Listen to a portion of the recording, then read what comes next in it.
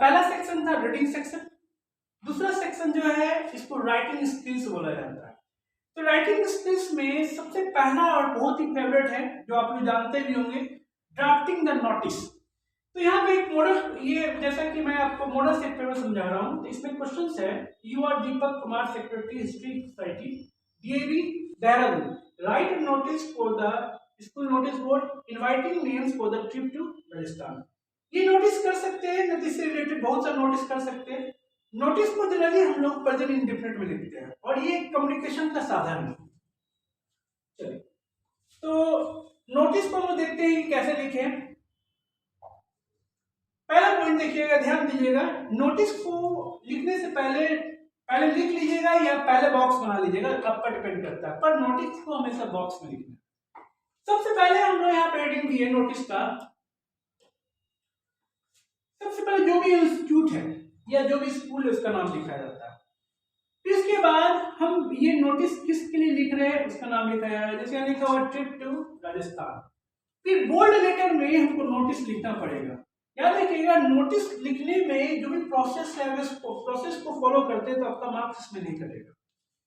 अब नोटिस लिखने से पहले यहाँ पर हम डेट डाल दिए 14 मार्च 2023। जनरली आप जब क्वेश्चन एग्जाम में आएगा तो डेट जो जिस दिन एग्जाम रहेगा उसी का डेट डाल दीजिए।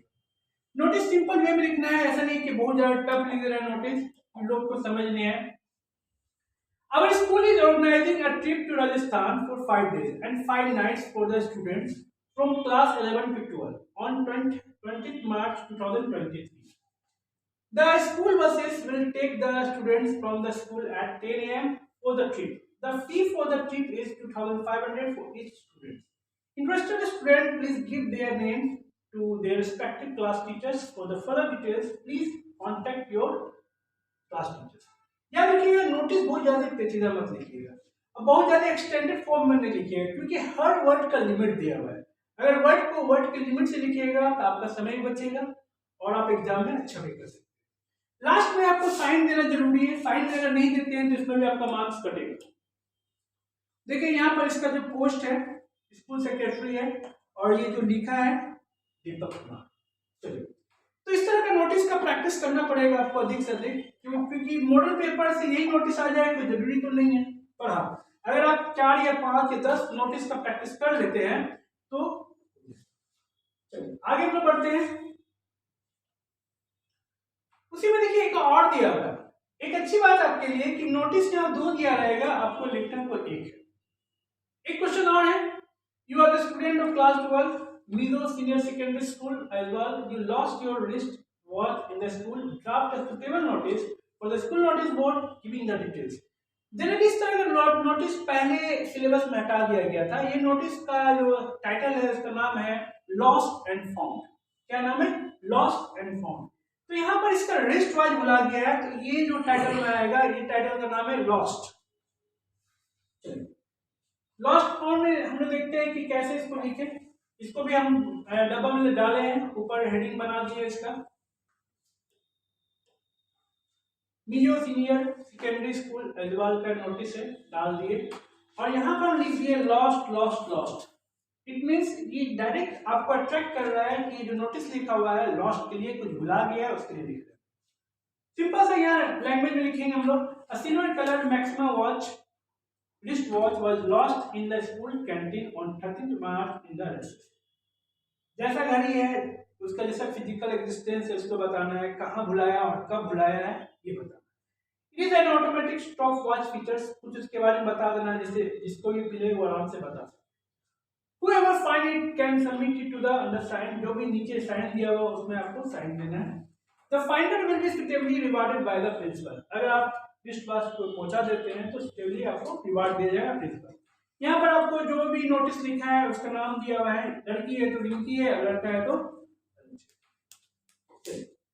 आगे की तरफ बढ़ते हैं हम लोग। उसके बाद हम लोग देखते हैं राइटिंग स्किल्स में इसको लॉन्ग लेंथ का राइटिंग स्किल्स बोला जाता है। जनरली आपके एग्जाम में 3 आएगा, लिखना है 2 और दोनों ईच क्या है 5 मार्क्स का है।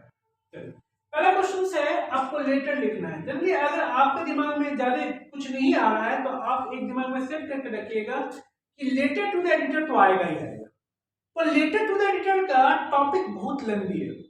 तो जनरली आप ऐसे टॉपिक को लेकर चलिएगा जो करंट इश्यू होगा, जैसे ट्रैफिक प्रॉब्लम्स है, पोल्यूशन प्रॉब्लम्स है, वाटर पोल्यूशन है। तो कुछ ऐसे टॉपिक को लेकर चलिए जो जनरली आता है, और इसमें भी आपका पैटर्न है, अगर इसको आप पैटर्न से लिख लेते हैं तो आपको मार्क्स मिलेगा। 3 क्वेश्चंस है, एक है आपका लेटर टू द एडिटर, दूसरा है रिपोर्ट, और तीसरा है आर्टिकल। जिसमें आप कंफर्टेबल फील करते हैं आप वही लिखिएगा, हम तीनों का तीनों यहाँ आंसर दे दिए। आगे बढ़ते हैं हम लोग। सबसे पहले लेटर टू द एडिटर देखते हैं। लेटर टू द एडिटर में कुछ कुछ पॉइंट्स को अगर ध्यान रखेंगे तो आप लेटर आराम से लिख सकते हो। सबसे पहले लिखना है आपको सेंडर एड्रेस, उसके बाद आपको डेट लिखना है। सेंडर एड्रेस हो गया, फिर उसके बाद क्या हो गया, डेट हो गया। सेंडर एड्रेस हो गया, डेट हो गया। 2 लाइन आपको छोड़ना है, याद रखिएगा, 2 लाइन छोड़ना है, 1 लाइन नहीं, 2 लाइन छोड़ना है। उसको address of addressing, address of addressing किसको लिख रहे हैं आप, एडिटर को लिख रहे हैं। तो द एडिटर, जिसका भी एडिटर है, हिंदुस्तान टाइम्स का नाम लिख दिए, कहाँ है वो लिख दिए, सब्जेक्ट डाल दीजिएगा। सब्जेक्ट आप जितना छोटा डालिएगा उतना अच्छा रहेगा, क्योंकि बहुत कुछ सब्जेक्ट नहीं समझ में आ जाता है। जैसे यहाँ सब्जेक्ट क्या है, पुअर बस सर्विस। सैल्यूटेशन डाल दिए हम लोग। सैल्यूटेशन जरूरी चीज होता है।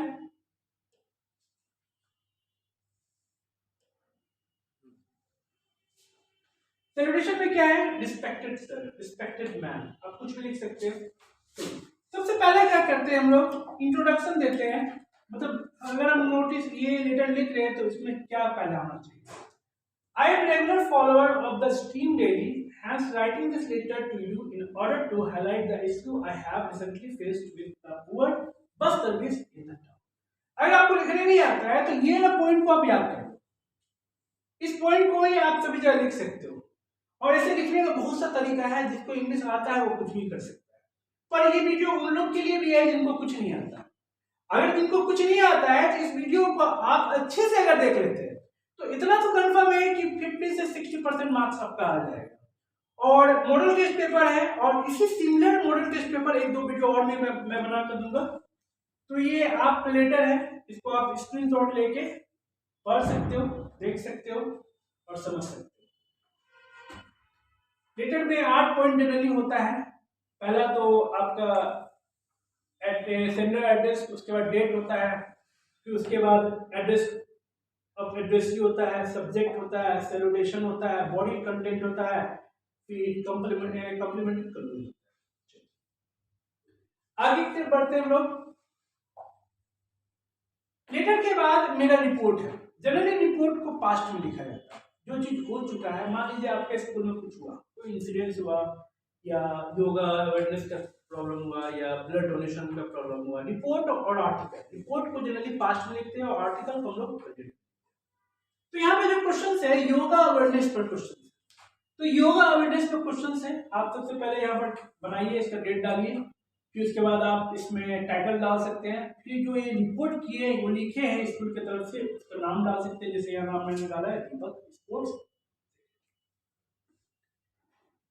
रिपोर्ट मैंने लिखा है, देखिएगा रिपोर्ट सारा पास्ट में है। Last week a yoga awareness programme was organised, it's past in our school, all the teachers, student and principal were present in the school at 8 AM।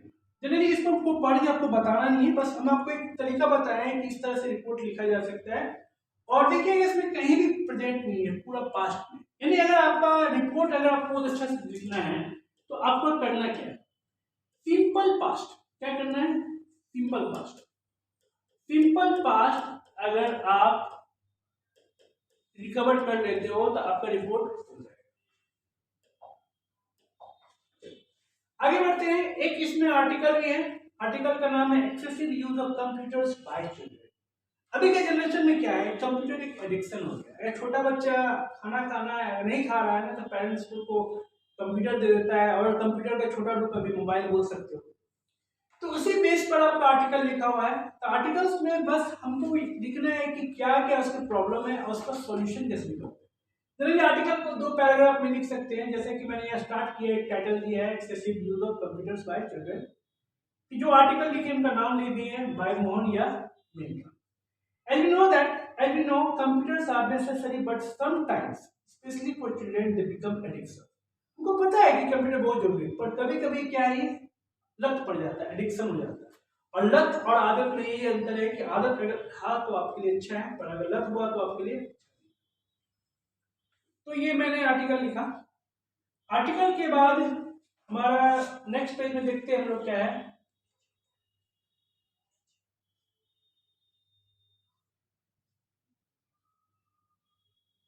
Next page,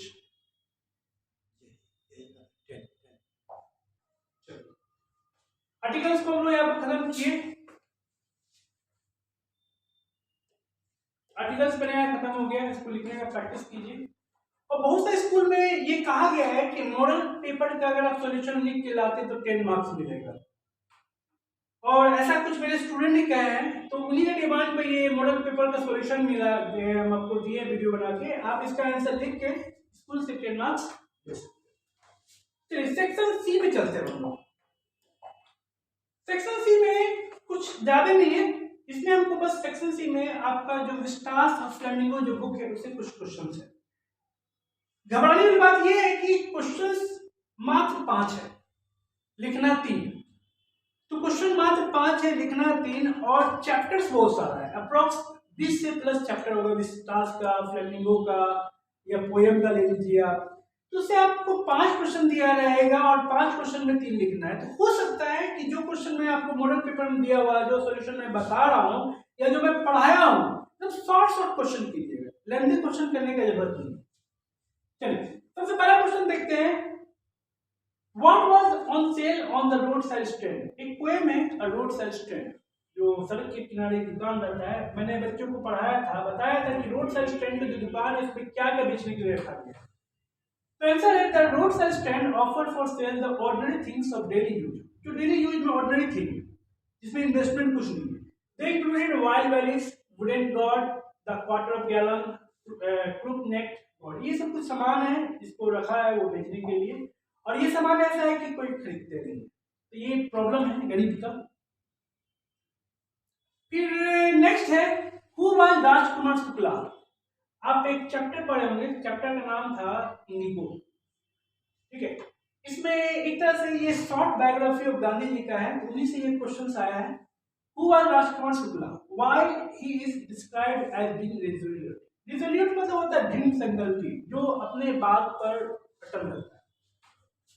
तो इसमें देखिए हम Rajkumar Shukla poor shareholders wished to meet Gandhi to complain about the injustice of the landlord system in Champaran. Rajkumar Shukla एक poor shareholders था। Shareholders एक तरह का किसानी होता है, पर किसान और शेयरहोल्डर्स में अंतर है कि किसान अपना भूमि पे खेती करता है, शेयरहोल्डर्स दूसरे की भूमि पे खेती करता है, और जो भी आता है उसका हिस्सा वो दूसरे को दे देता है। तो कंप्लेन करने के लिए आए वो गांधी जी को, एक कांग्रेस का सेशन चल रहा था, उनको जो बताना था चंपारण में जो लैंडलॉर्ड सिस्टम बहुत ही अनजस्टिस था उसके बारे में बताना। He followed Gandhi everywhere. Gandhi ji ने बोला कि मेरा मीटिंग यहाँ है वहाँ, ये तो वहाँ भी वो चला गया, आपने आश्रम बुलाया वहाँ भी चला गया, मतलब जहाँ जहाँ गांधी जी उनको बुलाए वो चले गए। इससे गांधी जी बहुत ही प्रसन्न हुए, बहुत ही इंप्रेस हुए, उनका बोले नहीं ये बंदा फुल ऑफ डिटर्मिनेशन, इसका बात हमको मानना पड़ेगा और इसका बात में भी। तो इस तरह से वो क्या है, इस कारण से जो फीचर्स है राजकुमार शुक्ला जी का, इसी कारण से इसको रेजुलेट बोला गया। This shows that Rajkumar Shukla was. चलिए अब हम लोग 11 चलते हैं। एक क्वेश्चन पहले देख लेते हैं इसमें, what type of story did Jack usually tell his daughter. जब मैं ये चैप्टर पढ़ा रहा था, चैप्टर का नाम था should wizard hit mommy. Should wizard hit mommy chapter का नाम था। इसमें एक 2 कैरेक्टर था, जो लाइट कैरेक्टर था, बाकी तो स्टोरी था। कैरेक्टर था जैक और एक जो एक्चुअली डॉटर थी। तो ये जो 2 साल से ना उसको कहानी सुनाने का परंपरा था, जब तक कहानी नहीं सुनती थी ना तो सोती नहीं, तो जैक कहानी सुनाता था। तो बोला किस तरह का कहानी सुनाता था, तो किस तरह का कहानी सुनाता है इसके बारे में हम लोग देखते हैं पेज नंबर लास्ट 11 में। जो was Jack's 4 years old daughter every evening for naps. Naps मतलब सोने के लिए. Jack told his daughter a self-composed story. मतलब खुद से बनाया गया story. Self-composed मतलब खुद से बनाया गया. The story always had a character Roger with other animals name and each new story is a slight variation of basic. कुछ नहीं बात है कि इनका जितना भी स्टोरी 2 साल से सुना है सब में एक ही कैरेक्टर था और इस कैरेक्टर का नाम रहता था रोजर। और जो चैप्टर है स्टूड विजार्ड हिट मम्मी, इसमें कैरेक्टर जो है रोजर, उसका नाम है स्कंक, रोजर स्कंक। तो इस बार वो रोजर स्कंक का कहानी सुनाता था और उसमें एक आउल रहता था और आउल उसको जादूगर के पास भेजता था, जादूगर उसे कुछ डिमांड करता था, उस डिमांड को पूरा करता था, उसका प्रॉब्लम सॉल्व कर देता था। तो सेम स्टोरी वो 2 साल में सुनाया जाता है। चलिए नेक्स्ट देखते हैं। What were the options that Poppy was dreaming? Where was it most likely that the two girls, Poppy and Jancy, would find work after the school? Question बहुत ही साफ है कि सोफी जो थी क्या ऑप्शन था उसका ड्रीम में। मतलब एक लड़की है जो जमीन पर जिनका पैर नहीं रहता, हवा में उड़ती रहती, तो इनका मतलब सपना ही देखने का बहुत सारा ऑप्शन था। कभी ये देखती थी, बहुत अलग क्या क्या सपना था इनका। और ये बताइए 2 लड़की के बारे में, जेंसी इनकी फ्रेंड, स्कूल खत्म होने के बाद वो ईयर मार्क थी कहां पर, किस काम के लिए पहले से तय थी। तो ये क्वेश्चन है। Sophie was a day dreamer, दिन में भी सपना देखती थी। She wanted to have a boutique, वो बुटीक खोलना चाहती थी। She wanted to be an actress, actress भी बनना चाहती थी, एक फैशन डिजाइनर भी बनना चाहती थी। देखिए यह सपना कितना सारा है। But in fact it was most likely to do that. पर एक फैक्ट क्या था, ये दोनों बच्चियां, ये दोनों सोफी एजेंसी पहले से फिक्स थे, तो ये इनको कहाँ काम करना है, एक बिस्किट फैक्ट्री में काम करना है। तो ये पहले से फिक्स था। चलिए लास्ट क्वेश्चन देखते हैं। Who is mister lamp? Why does he have a tail lamp? Mister lamp जो चैप्टर है हम आपको पढ़ाए हैं, ठीक है। चैप्टर का नाम है on the face of it. इसमें 2 तरह का कॉम्प्लेक्शन की बात किया गया। एक बच्चा है जिनका चेहरा जल चुका है और एक 50 प्लस एक एजेंट मतलब बोल सकते हैं मैन है जिनका एक पैर। पर एक मैन जो है अपना लाइफ को पूरी तरह जीते हैं, पर बच्चा क्या छुप छुप के रहता है, किसी से बात नहीं करता। उसी चीज को हटाने के लिए चैप्टर बनाया गया है। बहुत ही अच्छा प्यारा सा चैप्टर है। तो लैम कौन थे और उनका 3 लेग क्यों था? तो Mister Lamb is an old man, he lives in a big house and has a garden of his. Mister Lamb एक बूढ़े व्यक्ति थे जिनका बड़ा सा घर था और उनमें बड़ा सा गार्डन भी था। उनका 3 लेग इसलिए था क्योंकि उनका एक पैर है ना युद्ध में उड़ गया। तो ये सॉल्यूशन मैं आपको दिया हूं। इस सॉल्यूशन के बल पर, इस सॉल्यूशन पर आप डिपेंड मत होइएगा। ये एक मॉडल पेपर का सॉल्यूशन है। इसके बाद मैं 2 और 3 मॉडल पेपर में खुद से कंपोज करके मैं बताऊंगा। और आप विश्वास रखिए कि अगर आप ये मॉडल पेपर जो मेरा कंपोज किया गया है या जो गवर्नमेंट कंपोज किया है, ये सबको मिला के अगर आप वीडियो देख भी लेते हैं तो आपका 12th का इंग्लिश अच्छा जाएगा। और सबसे बड़ी बात कि सबसे पहला दिन इंग्लिश ही है। तो अगर पहला दिन आपका इंग्लिश है और वो अच्छा जाता है तो अच्छी बात है। और हम चाहेंगे कि आप इस वीडियो को पूरा अंत तक देखें और इसको शेयर करें, जितना शेयर कर सकते हैं। जो भी आपके दोस्त हैं वहाँ शेयर कीजिए, क्योंकि अगर शेयर करेंगे तो हम भी और भी केयर से वीडियो बनाएंगे, ठीक है। तो नेक्स्ट वीडियो में हम लोग नए मॉडल टेस्ट पेपर मिलते हैं, या तो हम एक ऑब्जेक्टिव का बनाएंगे और टोटल ऑब्जेक्टिव मैं आपको 150 दूंगा, काफी है। 150 से आपका 40 मार्क्स का ऑब्जेक्टिव आ जाएगा। चलिए मिलते हैं ब्रेक के बाद। Bye bye, take care. This is A Z.